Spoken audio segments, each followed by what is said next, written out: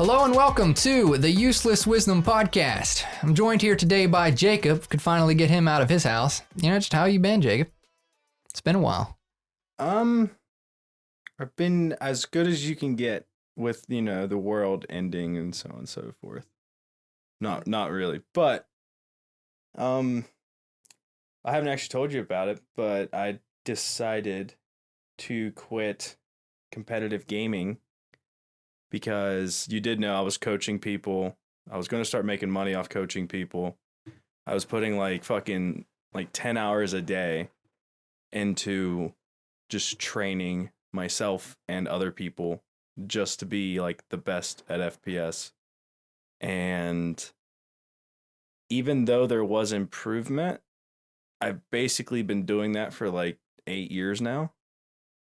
And there comes a point where I don't remember what it's called. It's like an investment thing where you put money into something and you just keep you know that if you keep putting money into it, one day you will make money, but you have to just keep putting money into it like forever in hopes that you make money one day. And it's basically just considered a really shitty addiction.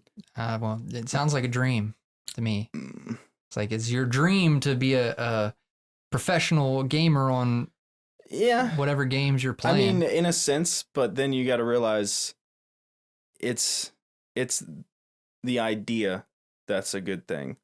Because whenever it comes to the professional gaming scene, like almost everybody that does it ends up actually despising the game that they play. Because it goes from playing with your buddies for 10 hours every day to playing with your coach for 12 to 16 hours a day, having to learn the same mechanic through and through. It's if you really look at it, it's not something that would be enjoyable. But the idea of it sounds pretty awesome. But then you actually do it. Well, what do you think about like you're putting hours and hours and hours into let's say either like Twitch streaming or YouTube, and you're making it nowhere.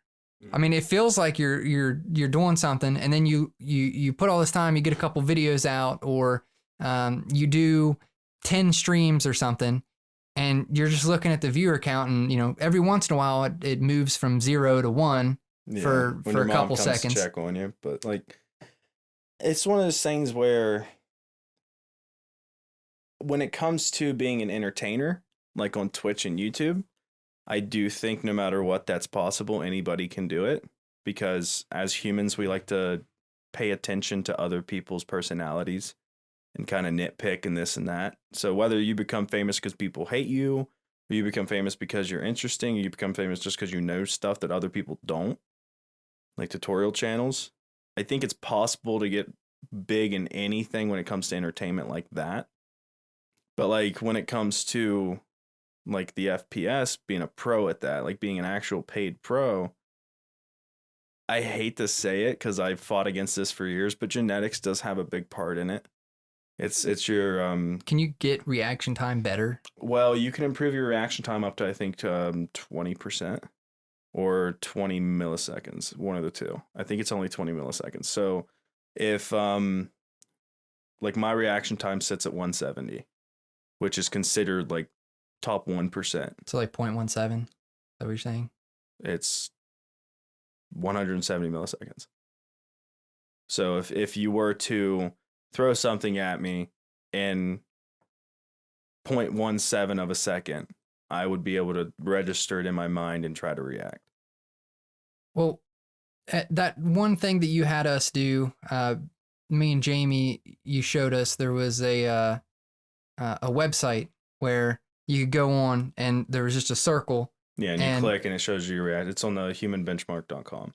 So like with how that works is it on a website like that, it comes down to what is your mouse's input time, what is your screen's tick rate, like what is heart rate, like it comes down to that for a lot of it because people that have really bad computer stuff, accessories, will always have like 200 plus when they do that test. because of the fact that their computer is showing them what happens 200 milliseconds later than what my monitor might, because it's, meant for that. But Is that how you tested your? Yeah, so that's how you'll test it. And you want to have like, there's a little bit of wiggle room depending on what monitor you have and what mouse you have and stuff like that, but usually it's within 20 of whatever you get, because you do it 5 times, you get an average and stuff like that. But like, going back to how I think it's a lot of it's genetics, I think it's possible for anybody to do it, but other people will have it so much easier than what some might. Because when it comes to like the aim training, that's exactly what I was coaching people on, was how to get better aim. And that's it. And all that comes down to is I'm pretty sure it's called your kinesthetic intelligence. And all that is how fast your mind can basically remember a movement down to the T. So like whenever you're practicing basketball, So muscle memory. yeah, it's how fast you can pick up muscle memory. Some people can get a free throw down and never miss another one in a solid 200 tries because their kinesthetic intelligence is insane. And some people, it might take them 20,000 tries because their kinesthetic intelligence is garbage. So it's one of those things where one of the kids I was training never played an FPS before, ever. Like, he just got a computer. And within a week, his aim was almost as good as mine. And the other kid I was training him for like 2 months. And he barely improved at all. And it's just as simple as they were putting the same time in and everything, but one of them is a natural. And the other one is, if he truly wants it, it's going to have to work really hard, like 10 times harder than the other kid the rest of his life. It's interesting that you say that, because I read a book not too long ago that was talking more about sort of like what you're talking about, but in business, where let's say, or I guess you could say it was more of a lifestyle book. It's saying more or less, let's say that you're not a natural born leader.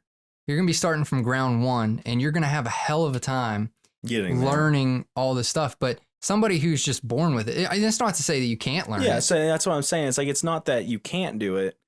It's just, for what might take somebody 3,000 hours, it's going to take you 10,000. And like a good example for that is there's one CSGO pro that he became a pro, like could compete with other pros after playing CSGO. That's the only FPS he's ever played for 3,000 hours. That was it. That's all the time he put into it. 3,000 hours, and he was good enough to be with the pros. And then you look at someone like Shroud. By the time Shroud was like a full-fledged professional. Just so people that might not know what we're talking about, as an example, I've put 12,000 or 1,200 hours into CSGO, and I was only at Gold Nova. So, yeah. Which Gold Nova is like one of the most bottom ranks that you can get. Yeah. And that was with 1,200 hours. I think it was about 1,200 hours. I've put like 3,500 hours, and I was at DMG, and that's like 3/4 of the way to top rank. And there's all kinds of different, there's all kinds of stuff past top rank. That's where the pros play. And like, this guy made it there in 3,000 hours. Like, he was past top rank everything. And then you look at, like I said, Shroud, which is known, like very well known in the whole entire like gaming community, that he is like pretty much amazing at every game he plays. I can't say he's the best, because that's up to debate by everybody, but he's amazing at every game he plays. You can't say he's not. Mm-hmm. I saw him when he just picked up Apex, and he was doing better than people that have been playing it for a long time. But that all goes back to muscle memory, game sense, all that stuff. But like him, he already had like 8,000 plus hours in, Counter-Strike FPS before he was able to compete pro-wise. And he was there from the very beginning, like back in the early Counter-Strike 2002 days. Like, that's whenever he started. So, it comes to that difference is one guy can do it in 3,000 hours. The other guy, it took him almost 3 times as much time. They both ended up at the same place. They both got the same pay, but one of them was able to do it 3 times faster than the other. And that goes back to sort of like what I was talking about with the book I told you I read, when it was talking about like leadership. If you're not a natural born leader, it's going to take you longer.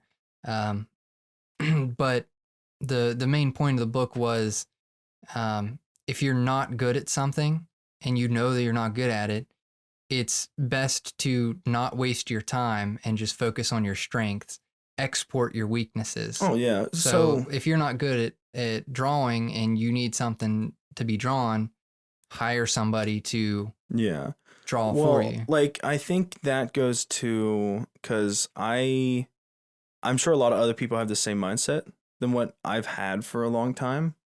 Me, I'm really good when it comes to like the nitty gritty programming type stuff. Like, you got to write 300 lines of code. You got to remember all of it. I can do that naturally pretty much fine. But when it comes to like the fine motor control stuff, I'm terrible at art. It took me years of practice to get, above average on FPS games. Like, I'm not the best when it comes to that, but the problem that I had was I saw it as, I'm good at this. That means it's boring. So I never wanted to get into game design or anything, because I figured since I'm already good at it, I'm just going to be bored the entire time. I'm not challenged. It's whatever. And I have that mindset of, if I want to do something, all I have to do is put the time into it and I can do it. Because that's true. If you want to do anything, if you have the time to put into it, you can do it. But, if I would have put 4,000 hours into what I'm doing right now, which is game design, I would be so far along and probably even making money off of it right now. And not, a quarter of the way there, like I am with, AIM stuff with games. Well, I guess that you could look at it like that, or you could also look at it like, well, if you wouldn't have done the stuff in the past, such as learning Photoshop or learning whatever else that you learned, do you think that you would even have the interest to want to learn that? It's like, like if my past wasn't the way it was, would I want the same future type deal? Is what you're trying to ask. Yeah, because I learned Photoshop and video editing just because I wanted to do YouTube in 2010, right? I wanted to do custom thumbnails and crap. I think me and you kind of had the same mindset and pretty much have the same past when it comes to that. But you got to look at it like this. Me and you did all the same stuff back in high school. We took the Photoshop classes. You practice HTML. Well, this wasn't necessarily high school. But you also taught yourself and stuff like that. Well, I'm saying it's not just high school. It's like Photoshop stuff was a breeze in high school because we already did it in middle school. Yeah. But what I'm meaning is, me and you were both kind of, we're going to get famous off YouTube. I'm making a Minecraft channel and stuff like that. I mean, both of us had a Minecraft channel at one point. They're all deleted, by the way. But like, we both had the same idea, and it led us to learning the same things. But if you look at it like this, that led you to start doing a lot of artsy stuff, because that's what you're naturally better at. So like, you started doing Illustrator, you're doing 3D modeling now. Like, that's where that led you. I realized, I'm better at the nitty gritty stuff in Photoshop and like in web development and stuff. I can do all the little tiny adjustments and make everything fine, perfect. When it comes to having to make my own assets, that's where I go brain dead, basically. I can't do it. So I decided to go towards the more coding side. You went towards the more fine art side. You know what I mean? I suppose you could say that. And that's not to say anything bad about art majors in college. What the fuck did you do? It's not my fault. Your fucking desk is AI. Leave me alone. Yeah, we're not saying anything bad about art majors in college, whether it's useless or not. I mean, how many art curators do you know? Anyway, let's go into something else there. we were talking about YouTube and stuff, and I was gonna save this topic for the end, but yeah, we definitely have enough time to cover it. And don't go off on how much you hate TikTok. Just not right now. Just let me finish this. Okay. This is gonna all right. Let's say on TikTok, you can make a video and it goes viral because your video always goes on the For You page, right? So it could go viral. It's something really stupid, and people are like, "Oh, that's cool." It could go viral, and you could get 4.2 million likes and get 200,000 followers off of it. But the app is designed to keep you on the. If it was on Instagram, it would be called Explore, but the For You page. It's designed to keep you on that For You page, so you never see your following. Even though it's very clearly there, you want to stay on your For You page. That's just how the psychology of the app works. Okay. So all those followers you have, you can make another video a couple days later, and it get 100 views and no likes. Okay, that's just how it's designed. But with this, I'm asking a question, and this isn't just about TikTok. It's just very noticeable on TikTok right now. So we could be talking about Instagram, Facebook, Twitter, YouTube, whatever. They're all different from each other, but in the same vein, I guess. The question I'm trying to ask is, people like Addison Rae, Charlie D'Amelio, or however you say her name, those are like two really big people right now on TikTok. Okay. How do they get the following that they have, or got built up to the point of the following that they have, but also stay there? Now, staying there is a completely different topic because what? You can make money off TikTok, can't you? I no idea, but I'm saying, how are they staying there? How are they staying relevant? Yeah, and getting so many viewers and stuff. Because, like I said, people are staying on the For You page. But the thing is, TikTok is favoring those people, so that's how they're staying on top. Because as soon as they make a video, whether it has 1 like or 0 likes or whatever, as soon as they post a video, instantly on the For You page. Are you asking me? No. I'll get to what I'm asking you. Just give me a second. I know how they stay on top. Okay, but my question is, how do they get there? Because if we're talking about TikTok, you can. I guess TikTok favors trends over original content. So doing the walking in naked on my boyfriend challenge while he's playing COD or whatever, right? They favor that content over original content. Okay. And I don't want to say that YouTube is the same way, but oh fuck, where am I at here? Yeah, you're kind of, Yeah, I'm getting all over the place because this is something that really pisses me off. What is the question, Brian? How are people getting the following that they're getting? Like, how are they starting out? Because, and I'm not talking about TikTok. It's just, I mentioned TikTok because it's very easy to see it on there. So how are people getting social followings whenever there's already such big social followings holding them down from getting social followings? More or less, because my logic is, you can make original content, okay? Yeah. And let's say on YouTube, because that's just what I know best, you can put in hours and hours and hours making really good content, learning as much as you can about video editing to make the videos last even into the future. Sound like this is hitting home a little bit, but it is hitting home. That's why I'm going into it, right? You can grind, make, if we're talking about myself, I have 15 different YouTube channels just so I can get a couple likes on my videos or whatever.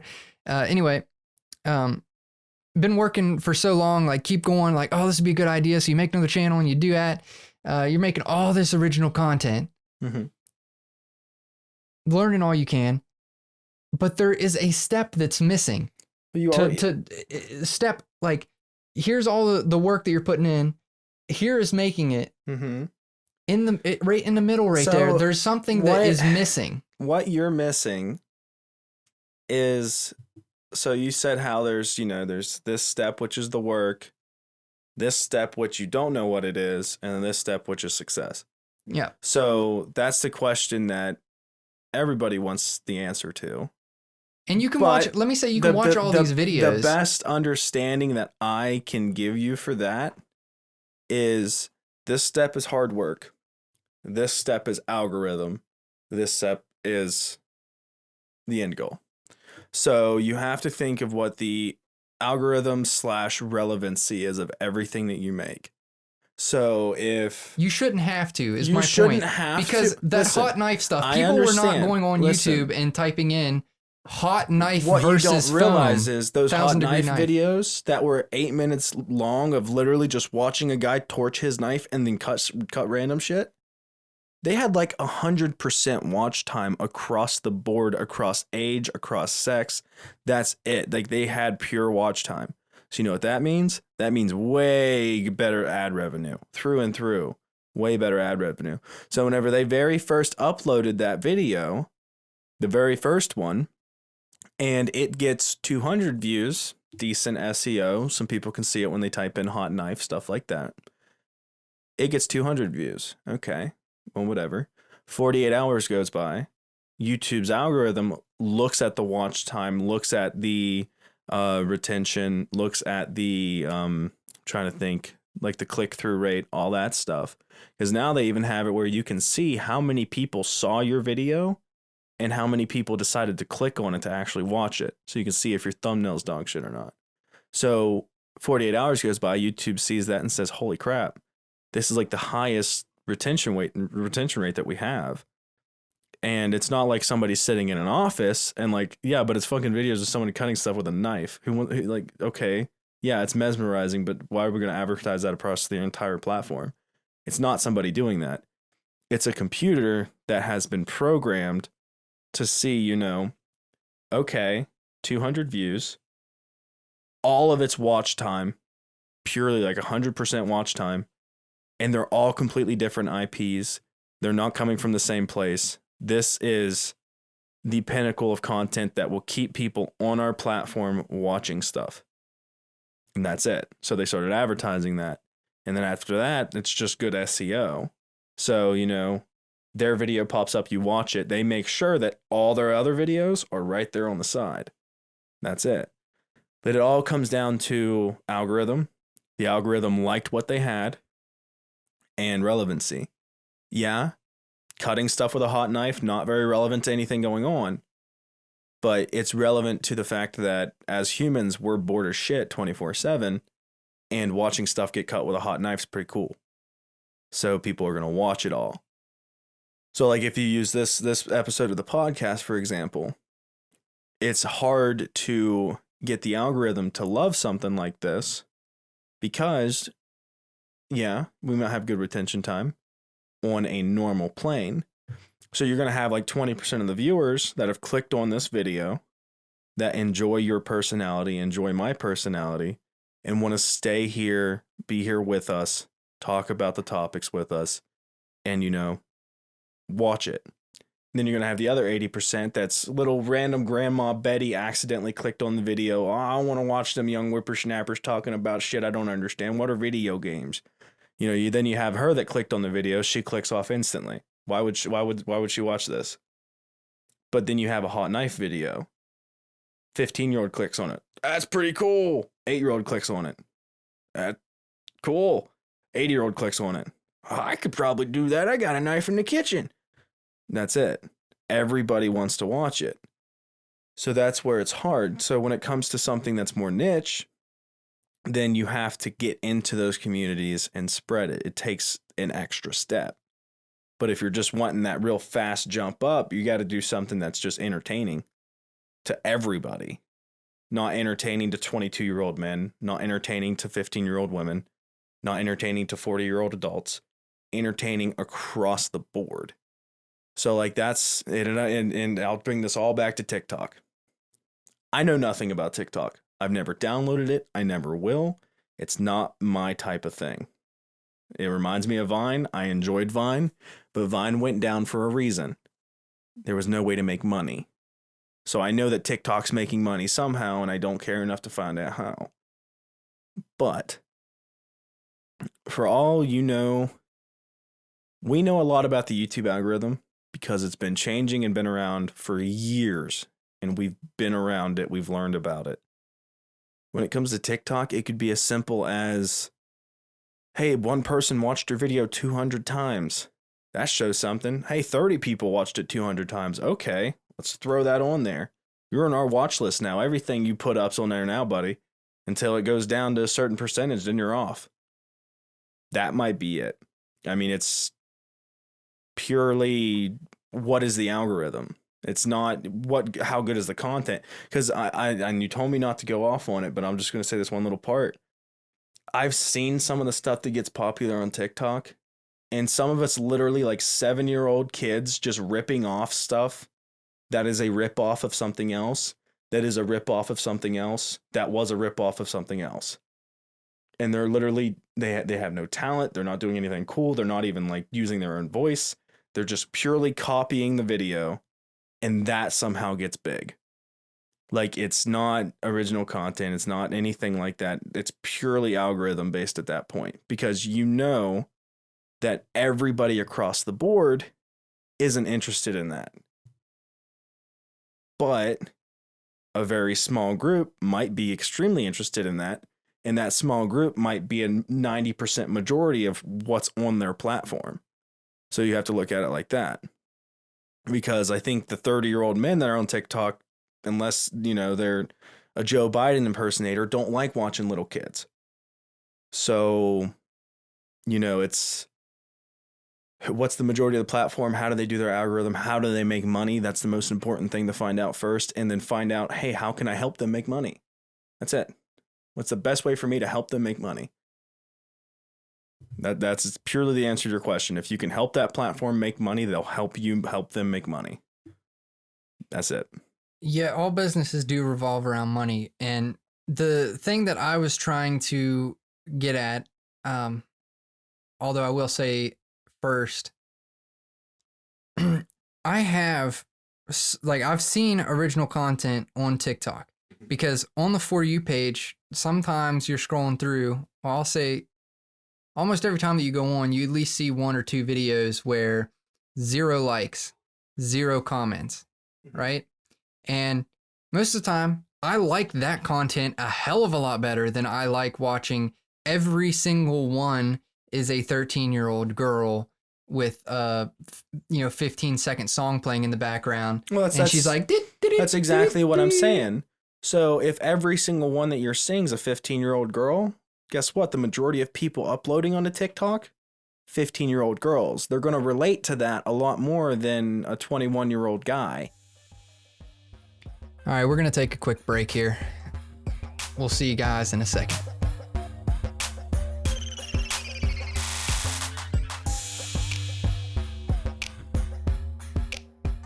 And we're back. I'm pretty sure that we got the last topic that we were talking about. I'm pretty sure that we got the answer to it, but I want to expand on it a little bit more. You're saying that missing step is the algorithm. Okay. But then you see all these other videos that get big that have, and when you say algorithm, I'm considering search terms. People are searching the name of that title. What are you talking about? Search engine optimization. Yeah, that's what the algorithm is like 1/10 of the algorithm. So basically, I understand watch time and stuff like that. So yeah, but to get discovered, whenever you very first upload a video, and I told you about this a little while back, whenever I was doing the video editing stuff, and I was doing Twitch clips and stuff, it's like the first 48 hours is whenever you kind of have the chance of getting big off of SEO. That's the only time that you have for that, because the first 48 hours is purely off of, how many times do you say that keyword? How many times is it in your description? How many times is it in your video file, your audio file, your thumbnail file? How much does it relate to your content that you're putting that keyword in for your search engine? So that first 48 hours, YouTube is processing everything that you get. So you go into it with a blank slate for the 48 hours. So, like for me, XQC, big streamer, he's one of the biggest ones on YouTube. I was able to get a video that, you know, was searched a lot. It got like 2,000 views in one day up on a channel that I had like 3 subs with, you know, not the best watch time or anything. Because in that first 48 hours, in the first 12 hours, I spent that entire time optimizing the keywords until I was able to get one keyword that was searched a lot in the top 3. And I got it in the top 3. 2,000 views off that. But guess what? He also uploaded a video that was the exact same, and his subscribers watched it, and people know that that's his YouTube channel. So he gets 100,000 views because he's number 1, I'm number 2. So I get 2,000 views, he got 100,000. We have the exact same keywords, exact same SEO. So that's just going to throw mine way down the drain and keep his up there. Yeah, but that goes into making content that you don't like so it gets views. But when you try to make content that you do like, it doesn't get views. Because let's say these podcasts, we're talking about quite a few things. Now, the Clips channel that we have, sometimes I can get something ranked like Ghost Adventures are fake. Because Brandon was talking about one of his Ghost Adventures and I thought it was bullcrap. Yeah. So it's kind of clickbaity, but not really. Because Ghost Adventures is also a TV show where they adventure ghost, I guess. Yeah. Anyway, so sometimes it works out like that, but for the most part, it doesn't. If you're not making content... That's where I was saying with the keywords. So the keywords work through the algorithm.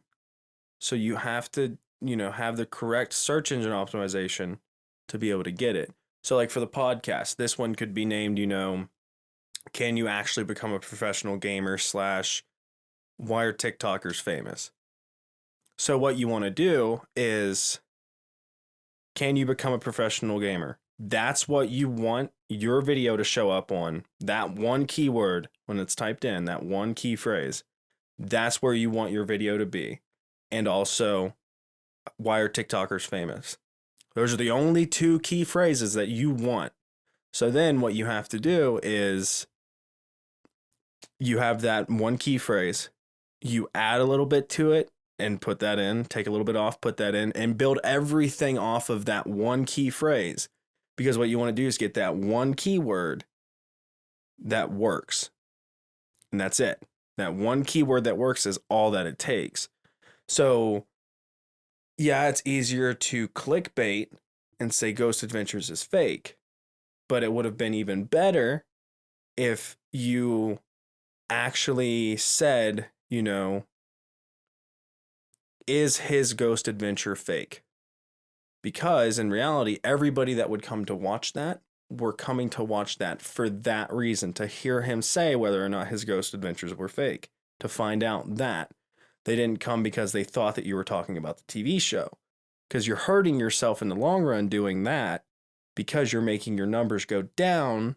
You're making the averages go down by getting more views and nobody watches, nobody likes, so on and so forth. So that's a bad thing to do on that line. So what you'd want to do is, are his Ghost Adventures real? And make it where that one key phrase is all you want your stuff to pop up on. Yeah, there might only be 10,000 searches for it a month. But if you're number 1 on those 10,000 searches, that's 10,000 views every month. So, and everybody that comes to watch it is coming to watch it for what the content actually is. So you're going to have good engagement. You're going to keep subscribers. You're going to get this. You're going to get that. So like, you know, try to do that on the next clip. Like, you know, this is what it is. It's a catchy title, but it's catchy. It's not so out there that people don't search for it. And make it where that's the only keyword you want to show up on the search. That's it. And then even if only 100 people a week look it up, that's 400 views a month. Like, you're going to get traction off of that. All right, I can get behind that. And then if you're looking at the podcast, is there a way to get viewers on a podcast without, let's say, having a clips channel where the viewers could end up finding the podcast and then go over to it? I think what's really, really important to remember with podcast is people come to a podcast for a reason. I listen to Neil deGrasse Tyson's Space Talks like every week whenever they come out because I love Neil deGrasse Tyson and he talks about interesting stuff. He talks about facts. He teaches me about space. That's what that podcast is for. I like him, his personality, and I get to learn something. So basically what you want to do is decide what your podcast is going to be, what people are going to come here for. That's what you have to be able to do. And it goes back to the search and it goes back to the algorithm stuff. If you do it too niche, then, you're going to have 18-year-old males that like watching the podcast. That's the only people that are going to get advertised to it. That's it. So that's why, you have to be careful when it comes to things like this, because if people don't, if you're not a likable person, you don't have an interesting personality, you don't have any stories to tell, that's it. That takes the entertainment and the I relate to this person out. That right there is like 30% of podcast viewers gone. Okay. Now let's look at, can these people teach me something? Oh, they don't have any degrees in anything. Oh, they're not really masters in anything. Okay, that's 20% more people out. Okay, can these people help me fall asleep? That's 10%. Okay, they're too loud. They're too active. Okay, 10% of the people gone. Are these people family friendly? Can I watch this every morning with my family at breakfast? Oh, they swear? It's 15% of the people out. You see what I mean? So like that's why if you look at like GMM, Good Mythical Morning, they are about as well-rounded as it gets. They're edgy just enough that a younger person can think that they're funny. They do interesting stuff enough, like, burning stuff with a knife, cutting stuff with a hot knife to keep you engaged. They change things up. They never really keep it the same, but they keep it the same enough that you're comfortable. And, I know these people. I know who they are. I like these people. I can relate with them. I want to come back and watch every day. That's why a while back, whenever they changed everything and they made it where it's like, yeah, we're doing 5 videos a day. Each one's 10 minutes. You're going to get to watch more and we're going to get better ad revenue. Good idea. But then you have the older people that don't want to click on separate videos. They don't understand it. They weren't watching. You have the people that like it the way that it is. They weren't watching. They lost like 40% of their people because they changed it. That's why they changed it right back, like 1 season later. So like, that's why you have to look at it like that, because this podcast might be super interesting to you, but you might be in that 5% range where only 5% of people have the same mindset as you. You have to think, am I interesting to that old lady? Am I interesting to a girl that's my age watching the podcast? Stuff like that. So that's why whenever you do a very straightforward, we're talking about this, we're talking about this, we're talking about this, this is what's relevant right now, so we're going to talk about this, stuff like that. What makes you better than people just watching Keemstar talk about it? You know what I mean? Like, if I can go watch Keemstar talk about it for 15 minutes, I like his personality, he's fucking crazy, I want to watch Keemstar do it for 15 minutes. So you gotta find a way to, differentiate yourself, but make yourself well-rounded enough to where everybody wants to watch. When it comes to the podcast, this one, right? I don't understand my demographic or who I would want to listen to the podcast. I don't understand that to begin with. Mm-hmm. So when I ran ads before the podcast even came out, I had no idea who I was targeting. I literally just was like, let me think of a couple podcast names that, might have something to do with this. And that's who I targeted. You know what I mean? Yeah. So I couldn't figure out anything. So like a good way to look at it is Look at the Misfits. They do a podcast. Yes, they already had a fan base before, but if you look at their podcast, you listen to it, you watch it, it's very obvious who their podcast is made for. It's made for, guys that are aged 15 to like 30. That's who it's made for. Some women might like it, some older people, but they're oddballs. Young males will like their podcast more than anything because they're talking about how they got stoned and they're talking about how they did this at a party and how many acid tabs they took and all this stuff. It's interesting for what is the majority of young males. It's very obvious that's who they're for. GMM, they try very hard to stay child friendly, but then, they have like directors, everything's on a teleprompter for them and everything. They've been doing it for years. Like they have it set down pat where it's like, okay, we'll say this edgy joke to keep, this demographic entertained. So like they're the ones that have so much money put into it that there's no catching up to them as GMM. But, you got to use like Misfits as an example. They act like themselves. A bunch of fucking ragtag people that just like to do drugs and have fun. And other people that like to do drugs and have fun like to watch them. That's how that is. Like, that's what you got to think. Like, for you, do you want the podcast to just be an intellectual, okay, we're talking about our thoughts on stuff? Because then other people that are intellectual and want to talk about their thoughts on stuff are who you need to target. But the thing is with that's a much smaller demographic. Much smaller. So I don't want to make the podcast entirely about this, because we do have some more topics to talk about, but we could probably pick this up in different episode because this is something very expansive, something we could talk about for a long time. Oh yeah. But I think I already know what your answer is to this, but do you think that there is some, I don't want to say Illuminati, but do you think that there is some sort of internet judges or internet gods that are like, this person passes, this person doesn't pass, this person passes? Do you know what I mean? Because you can work hard at something for a long time. Yeah, they're called advertising companies. No, you got to have 1,000 subscribers to begin with to even, Well, you just answered your own question then. Well, it's not the advertisers because That's what I'm saying though. Do you think that there's a god that does it or whatever? Like a person that handles all that and says, this guy's going to be famous. Well, I think that it has something to do with, I'm not like super believing in the Illuminati, but I think that there is something similar to that because it seems like people that I like to watch usually don't have very many subscribers to begin with. Mm-hmm.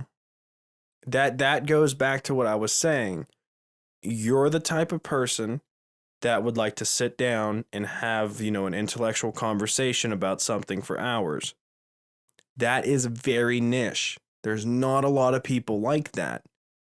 As much as you think that, there is, it's not. It's very rare to have people that think, man, stock markets, I want to learn about that. Let's talk about it. Very few people are like that. Exactly why I don't. That's what I'm saying. I don't though. have and can't. The find people that you're niche. interested in are your niche. Those YouTubers that have small subscribers and stuff, and they do different things all the time and this and that, like what you like to watch, that's your niche. This right now, like what we're doing, that's your niche. You like to, go in depth on stuff. That's your personality niche. I think that's it. But Joe Rogan does the same thing, and that it's not very niche. But he gets experts in the fields. You know what I mean? Joe Rogan has. So this podcast right now, going by that niche, you have 5% of the possible viewers. 5%. That's all you got. Joe Rogan, he has this thing called personality. He has personality in everything that he does. The way he says things, the stories that he tells. Everything, he puts personality into it. People can relate to him. They can think he's entertaining. That's another 50% right there. So that's the difference is, yeah, he goes in depth on stuff, but he's adding things on top of that. He's, like, hey, tell me, what's your best weed story? What's the best story you got? Whatever happened. And then they go on a tangent about what happened one night in fucking Orlando when they got real high with some random stripper for 15 minutes. It's entertaining. He adds that element into it so that he can get that extra 40-50% of people that'll watch. If he was just like, okay, yeah, what are your thoughts on weed? Okay. Nice. Yeah, I agree with that. Weed sucks. It's a bad thing. He would not be popular. So that's what I'm getting at is like right now we're just talking. But, there's elements that you can add into it that help. Yeah, and aside from the actual content part of it, how would you like getting people to want to watch the podcast to begin with, to get viewers to begin with? Well, it's as simple as, so 100 people watch our podcast right now, 100 new viewers, 5 will stay because we are the niche for 5 of them. We are naturally entertaining for them, right? Joe Rogan does his very first podcast before anybody knows who he is. He does it exactly how he does now. 100 people watch. 55 people stay and watch. Each one of those people tell one of their friends, hey, come watch. 55% of their friends stay and watch. 5% of the 5 people's friends that we get stay and watch. You see what I mean? All right. It starts out slow, but the broader that you can make it, the better your odds. So like comparing this podcast to Joe Rogan's, like comparing the Superstore TV show that we were watching yesterday. That's like comparing that TV show to a Walmart reality TV show. The one of them's going to be about a supermarket. Yeah, it's definitely about a supermarket. The other one's going to actually be entertaining. You see what I mean? So they are the same thing, but you got to add those funny elements. You got to add the story elements. You got to add that stuff in so that, there are 5% of people that probably would watch a Walmart documentary for some fucking reason. But if it was a Walmart documentary that was funny as shit, 50% more people would probably watch it. I'm getting what you're laying down now. I do want to try to cover at least another topic, before we gotta sign off. And I feel like this kind of relates when I was talking about like I don't know what my niche is, right? Does it not? I talked to Brandon about this, and I didn't talk to you about it. That's why I'm wanting to cover it with you. I've recently found out that it is so much more difficult to do work for myself than it is to do work for somebody else. Okay. And I'm not meaning that as in like 9 to 5. It's so much easier, stuff like that. I'm talking about like running social medias like Instagram pages and getting followers on the Instagram pages and stuff, doing that for somebody else compared to doing it for myself. So that goes into like advertising and branding and stuff like that. So much easier to do it for somebody else than myself. Also like business consulting. The place that I work for now, right? That sort of, what I was doing. And it was so much easier to figure out, okay, this is wrong. This should be changed. You're not doing this right.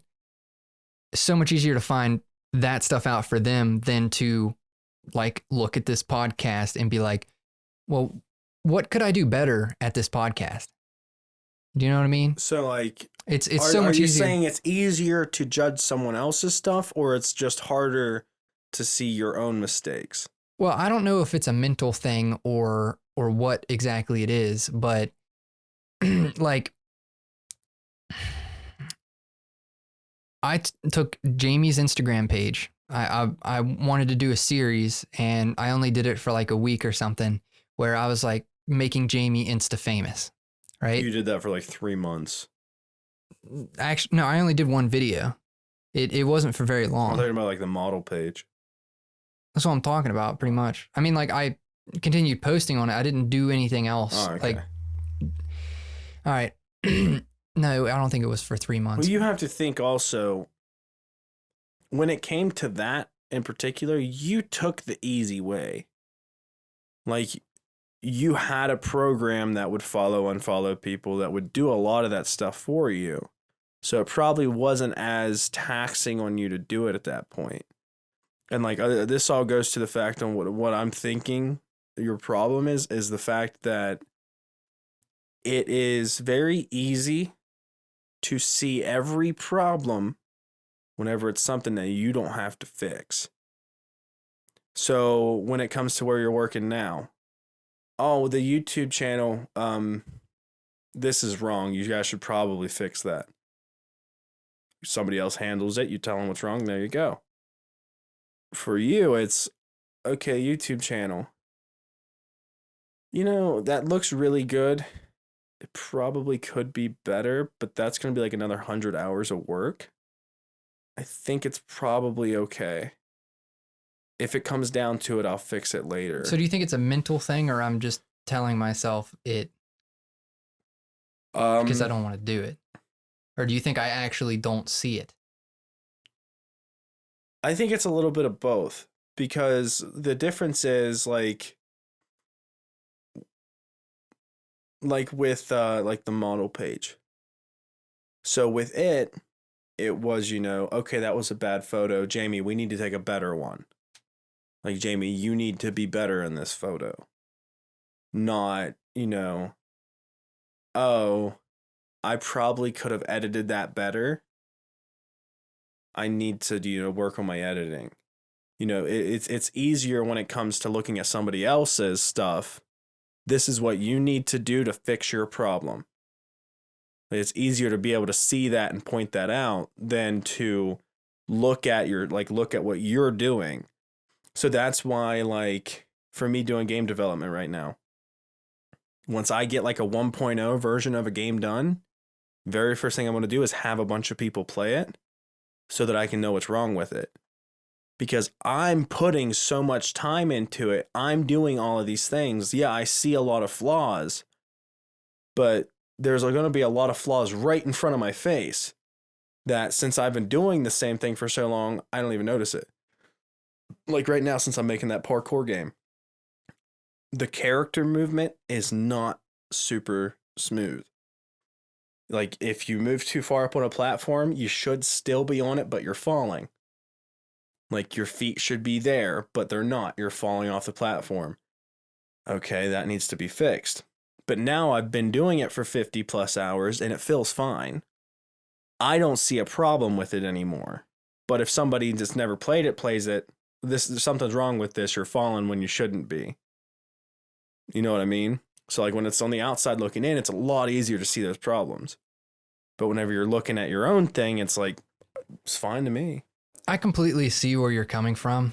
I think that is partly what the issue is. It's like, you don't see a problem with it because you've already been dealing with it for so long, right?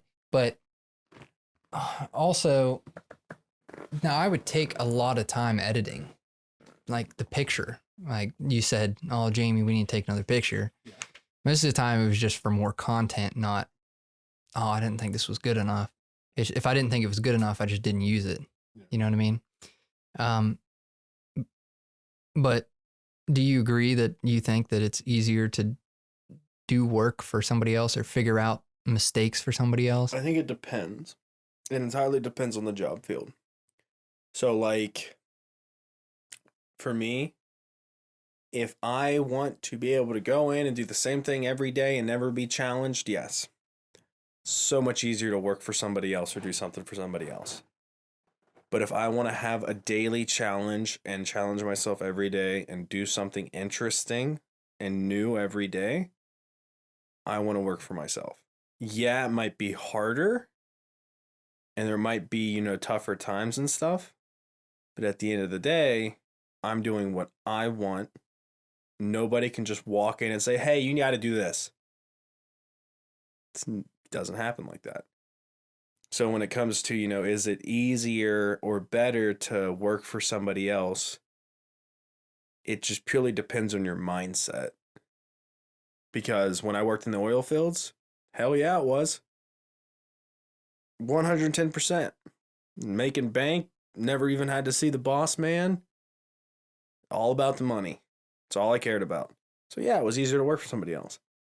But now that I don't think money is as important as I used to, and I value my time more than I value money, I would rather, spend 2 years making a game and maybe make $30,000, $15,000 a year. Yeah, that's kind of terrible. But I enjoyed those 2 years. I made something I'm happy with. I did it on my time. I did it. If I woke up one morning and I didn't want to work, I didn't work. If I wasn't feeling very good, I didn't have somebody saying, well, that sucks, get back to work. You know what I mean? So it just kind of comes down to that is, what's more important to you? Is money more important or your happiness and time more important? Because you can work for somebody else and still be happy and love your job and stuff. Don't get me wrong, you can. But it just depends on what you want. I'll agree with you on that. Pretty sure we exhausted that topic, but I guess we can talk about the last thing that I have here. This is going to be kind of difficult to say. Trying to figure out how to word it. Once you get so good at something, like an expert at something, let's say for you, we'll say like CSGO or aiming or something like that. Let's say aiming. That's good. For Jamie, it would be playing a saxophone. For me, I notice it on a couple things that have to do with like graphic design. But once you get so good at something, it allows you to further appreciate how good something is, like, because you know how much time went into being able to do that. Like, let's say for Jamie, she would be able to hear somebody playing on stage, like let's say Pink Floyd or something playing, and the saxophone part, a saxophone guy comes on and does his solo. She'd be able to listen to it and really appreciate that. Or she can go to, let's say like a local bar or local pub or something like that, and somebody's playing saxophone on stage. She'd be able to listen to that and be like, okay, well, he didn't hit that note right. He didn't go low enough. He's actually not even in the right pitch. Did he even tune the saxophone before he got up there? She'd be able to see that stuff. Yeah. We wouldn't be able to see that stuff. Yeah. For the most part, we probably wouldn't be able to see that stuff. Let's say CGI, watching just a little bit of Corridor Digital, you see how much time goes into something like that. Yeah. And it's like, I was watching the Orville the other day, and there was a part where they got into a like black matter field with their spaceship or whatever, and I saw the spaceship in space surrounded by these things that look like bubbles everywhere, and there was reflections shining off of it and everything. I'm just sitting there like, I even looked over at Jamie and I'm like, that just to get like a crappy like the first render of that to see if it's even right, that probably took like 14 hours of just letting the computer sit there and render that out. More than that. Yeah, because of how intense it was. Yeah. And like, you could look at somebody and be like, I think he might be using an aimbot, but he might be doing a really good job at disguising it. So yeah, I'd look at it and be like, I don't know. It kind of looks like he's just that good at aiming. And then you'd be like, no, that's definitely an aimbot. Yeah. Or, CGI is one of those things where you can tell if it's bad. So I think anybody can tell. What's the question? Well, it was basically just whether you agreed with that. Yeah. So, I mean, like, as an example, the more time that you put into something, the more that you know how much it deserves recognition. So, you know, for the first example, you're saying how I did aim coaching and all that. For it, you know, I would watch videos of Shroud and I'd watch him at 1/4 of the speed. And I would watch him at 1/4 speed just to actually see his aim because it's so fast, it's so precise. If you watch it at full time, he'll come around a corner, there's someone there, and he flicks to the head, they're dead. You watch it at 1/4 speed, he flicks, he over flicks, and he perfectly readjusts back to their head, and they're dead. Like, you wouldn't even know to do 1/4 time to see that readjustment, because if you've never done it and you don't know how it works, it's just, yeah, he just moved his hand and shot him in the head. Whoop-de-doo, whatever. Anybody can do that. And then somebody actually tries it once. And they're like, holy shit, this is really hard. That guy's actually insane. Like, that's how that'll work. Because once you know what it takes, you know what it deserves. So, like, with me doing the game design right now, back before, if I was playing Assassin's Creed, and I see my character go up on the edge and jump up on the roof, oh, that's cool. They did a little bit of animation. All that went through my mind. Now, I see him jump up, grab on. So much goes into that. It requires the physics engine to be able to grab onto it. It requires the tiny little animation for the hand so that's not clipping whenever he's grabbing onto the ledge.